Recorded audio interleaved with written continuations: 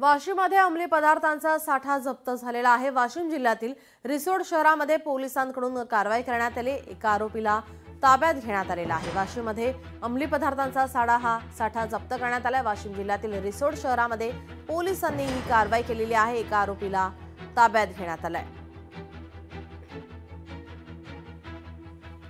आता हा सगळे गांजा सारखे दिसले प्रोडक्ट्स आणि एमडी जे आहे, आम्हाला असं वाटतं यांना आपण सीए केमिकल एनालायझर ला पाठवणार आहे आणि जेव्हा हा पुष्टी होईल की एमडीएमई आहे आणि गांजा आहे, त्यांची पुढची कारवाई जो आहे तो पण आपण करणार आहे। आता एक माणूस आपण ताब्यात घेतलेला आहे। दोन लोकांना डिटेन केला होता, त्यापैकी एक माणूस जो आहे तो आता आरोपी आहे। यांच्याशी आपण प्रॉपरली इन्व्हेस्टिगेशन करणार आणि पुढची जो कारवाई आहे ते करून घेणार। लोकशाही मराठी ऐका, पहा, जागरूक रहा।